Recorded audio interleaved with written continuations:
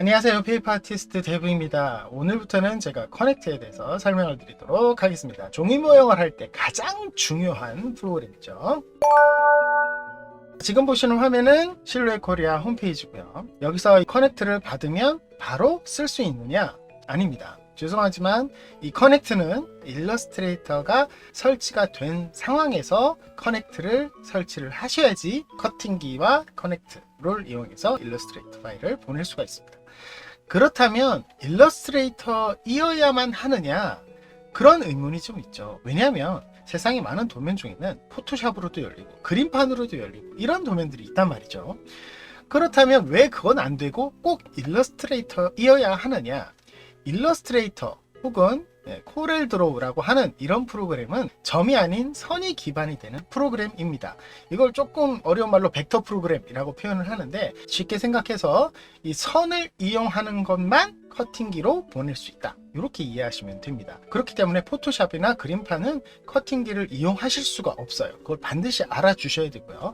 그렇다면 일러스트레이터에서 커팅 파일이라는 것은 어떤 의미냐? 이게 제가 쓰는 일러스트레이터고요. 일러스트레이터의 커팅 파일은 여기 우측 상단을 보면 이 레이어라는 게 있습니다. 레이어에서 컷 라인, 마운틴 라인 뭐 이렇게 있는데요. 자르는 선, 접는 선이죠. 이런 식으로 내가 원하는 이미지, 선 이런 걸 분할을 해준 파일을 커팅 파일이라고 하거든요. 그렇게 제가 만든 파일입니다. 오늘 이걸로 설명을 드리도록 할게요. 아무튼 이 커넥트는 이런 커팅 파일을 내가 준비를 한 다음에 그걸 커팅기로 보내주는 프로그램입니다. 저 같은 경우는 한번 맞춰둔 세팅 값을 그대로 사용하기 위해서 이 세팅 값의 변화를 좀 부담스러워하기 때문에 2019년 일러스트레이터를 지금 현재 쓰고 있고요. 그리고 하위 버전의 커넥트를 지금 쓰고 있습니다. 그렇다면 최신 거를 내가 받았는데 너랑 다르지 않느냐, 이렇게 생각해 주실 수도 있죠. 하지만 기본은 똑같기 때문에 어렵게 생각 안 하셔도 됩니다. 그렇다면 다시 한번 일러스트레이터 화면을 보여드리도록 하겠습니다. 이 도면은 아까 보여드렸다시피 레이어에 심플하게 접는 선과 자르는 선만 되어 있기 때문에 이미지는 전혀 없어서 이 도면은 종이를 접고 자르는 것만 가능한 그런 상태입니다. 여기에 이미지를 더 입혀서 커팅을 하는 것도 물론 가능하지만 오늘은 간단하게 설명드리는 날이라서 이렇게만 보여드리도록 할게요. 참고로 이런 식으로 자를 때가 저 같은 경우는 많이 있습니다. 왜냐하면 건담 같은 경우에는 데칼이 없는 색지 도면을 사용할 때도 있기 때문에 그때는 이런 식으로 커팅을 많이 합니다. 그러면 이걸 커넥트로 보내면 어떻게 될까요?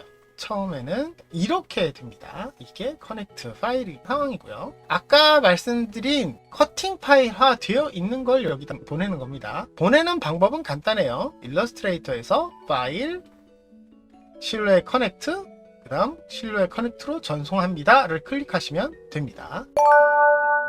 그렇게 해서 커넥트가 나오면 이 화면이 뜨게 되는데요. 이 화면을 잘 보시면 왼쪽에는 내가 보냈던 커팅 파일이 그대로 보여집니다. 우측 페이지 설정이 있는데 사실 여기 설정은 별로 안 건드려도 됩니다. 자동으로 다 옮겨지기 때문에 그렇죠. 자, 이렇게 페이지가 지금 움직이죠. 이 부분은 나중에 배우게 될 돈보 커팅이라는 게 있습니다.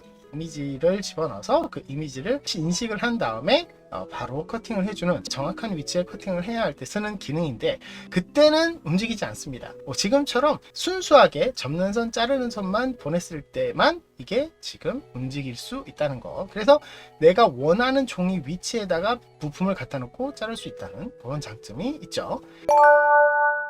그 다음에 중요한 부분은 보내기입니다. 여기에서 칼날의 깊이라든지 압력이라든지 이런 걸 설정을 할 수 있는데요. 자, 이게 무슨 말인지 차근차근 한번 보도록 하겠습니다. 메뉴에 보면은 선이 있고 채우기가 있고 레이어가 있습니다.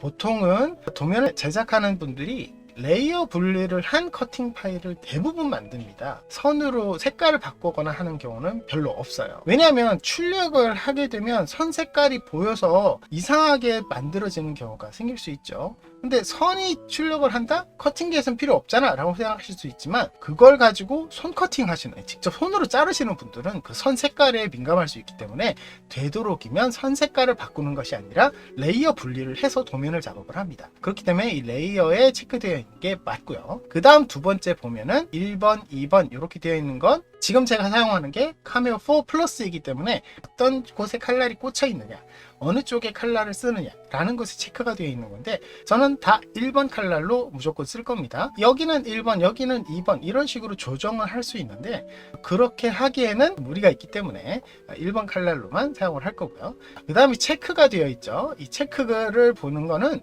어떤 레이어가 보이는지를 체크하는 겁니다. 여기서 체크를 하나 풀어보면 지금 위쪽에 있는 건 접는 선이라는 뜻이고요. 여기를 체크하고 여기를 풀어보면 자르는 선이 지워져 있죠. 자, 이렇게 레이어를 체크할 수 있는 그런 부분입니다. 그 다음에 접합은 넘어가고요. 그 다음 레이어 이름이 되어 있는데, 이 레이어 이름이 다 안 뜨는 경우가 있습니다. 지금 마운틴 라인으로 되어 있는 게 다 안 뜨기 때문에 이름만 안 뜨어 있는 거지, 어떤 레이어인지는 아까 이 체크를 풀어보면서 바로 알 수 있죠. 그 다음에 액션, 자동이라고 되어 있는데, 이것도 이렇게 자동으로 그냥 해두시면 됩니다. 그 다음에 도구가 있는데, 여기를 클릭해 보면 맨 처음에는 디텍트라고 되어 있는데, 여기 하얀색으로 되어 있는 게 자동 칼날입니다. 자동 칼날은 카메오 4나 포트레이트 3에서는 기계가 알아서 칼날 깊이를 조정을 할 수 있는데, 종이 모형을 할 때는 한 칼날의 깊이를 가지고 접는 선과 자르는 선을 동시에 처리하는 경우가 많습니다. 왜냐하면 그게 굉장히 미묘한 차이기 때문에 이 단계가 넘어가 버리면 접히는 선이 잘리거나 자르는 선이 안 잘리는 그런 경우가 생겨요. 그렇기 때문에 여기에서는 매뉴얼 칼날, 레칫 칼날로 이렇게 돌려서 커팅을 하는 경우가 있습니다. 제가 설명한 것 중에 1mm 매뉴얼 칼날 있죠. 그거는 자동 칼날처럼 기계가 알아서 칼날을 바꿔주는 기능이 없기 때문에, 그걸 끼우게 되면 그냥 이렇게 레칫 칼날로 바로 바뀌어 있는 걸 보실 수 있습니다. 이렇게 자동 칼날이 뜨는 건 제가 지금 현재 자동 칼날을 꽂아 놓기 때문이죠.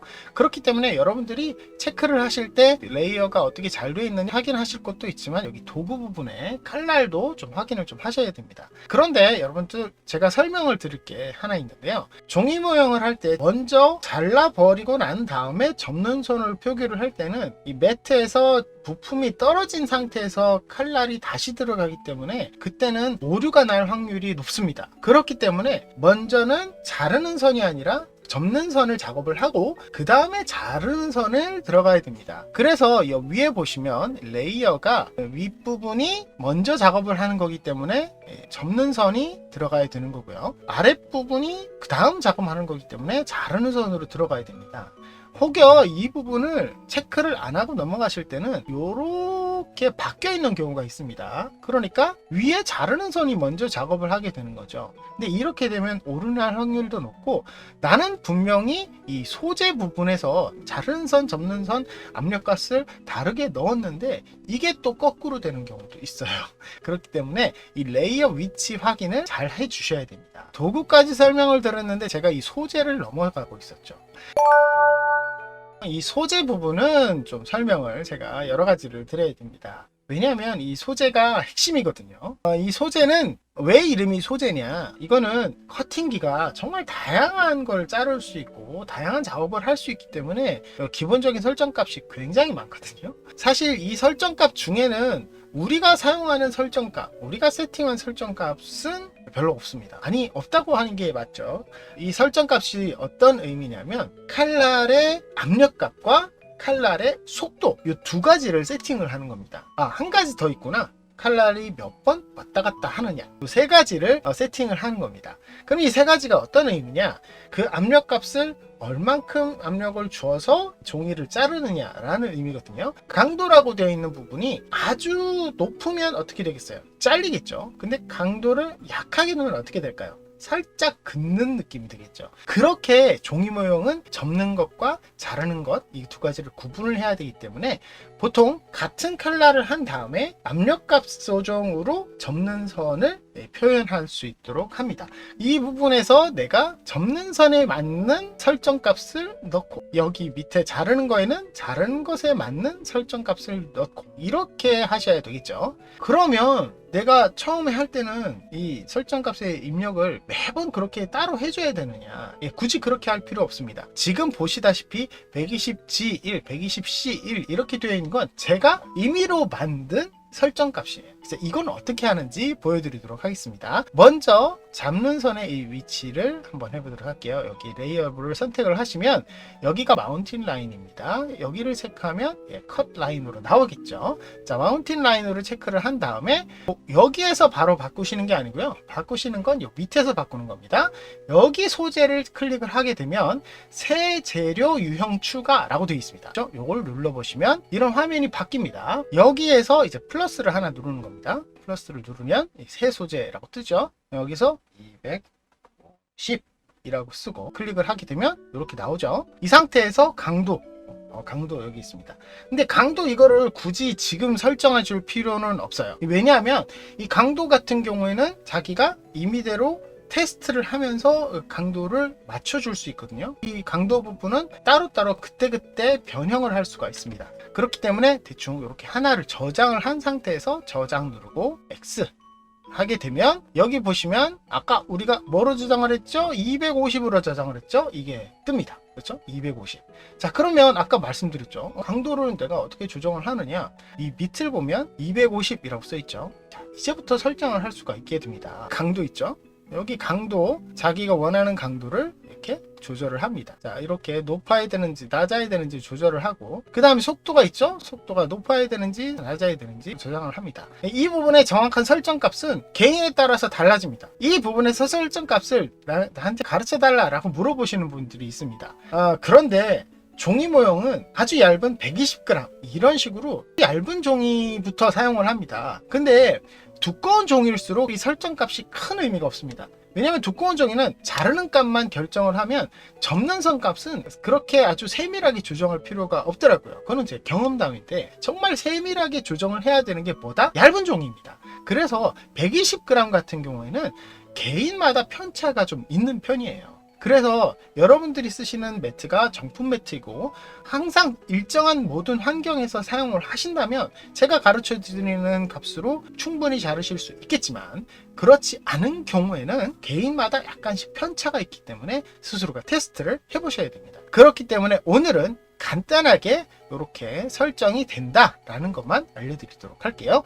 그 다음에 여기서 설정이 됐다 그러면 여기서 보시면 저장 버튼이 있죠. 여기서 저장을 누르면 또 저장을 할 수 있어요. 그래서 아까 내가 이 소재를 새로 만들 때 결정한 값을 언제든지 바꿀 수 있기 때문에 주의할 필요는 없다는 거. 그 다음에 요 밑에 창이 있죠. 커팅기가 연결이 되어 있는지를 확인하는 겁니다. 여기서 준비됨이라고 안 뜨고 빨간색 글씨로 연결 안 돼 이렇게 뜨면은 지금 현재 커팅기가 연결이 안 됐다는 뜻이기 때문에 이 부분을 반드시 확인을 하셔야 되고요. 자, 여기에서 커팅기가 준비가 된 상태에서 보시면 여기 테스트를 하실 수도 있고 여기 보내기를 할 수가 있습니다. 이 테스트 같은 경우에는 내가 입력한 입력값이 제대로 돼 있는지를 확인하는 테스트이기 때문에 이걸 하시면 좋은데 이 테스트보다는 압력값을 확실히 확인할 수 있는 테스트를 따로 하시는 게 좋아요. 이 테스트는 별로 권장드리지 않는다 라고 생각하시면 됩니다. 그 다음에 보내기를 누르면 작업을 하게 되는 거죠. 만약에 여기서 연결 안 됨이라고 뜨면 이 테스트나 보내기는 할 수가 없다는 거 이해하시면 됩니다. 여기서 보내기 버튼을 누르게 되면 작업을 시작하는데요. 작업은 어떻게 진행되는지 잠깐 보여드리면 자, 데이터가 가서 이런 커팅기를 이렇게 쭉쭉 바로바로 이렇게 하고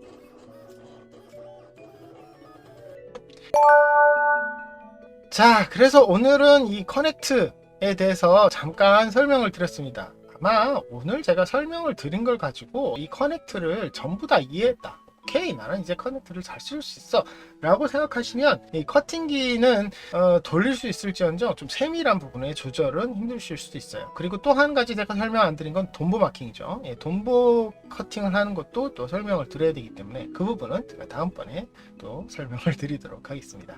자, 오늘 여기까지고요. 저희 페이퍼링 많이 사랑해주시고 구독 버튼 누르시면 영상 업데이트 빨리 확인하실 수 있는 거 아시죠? 좋아요와 응원 댓글 알람 부탁드리고요. 그럼 여러분 다음 시간에 뵙겠습니다.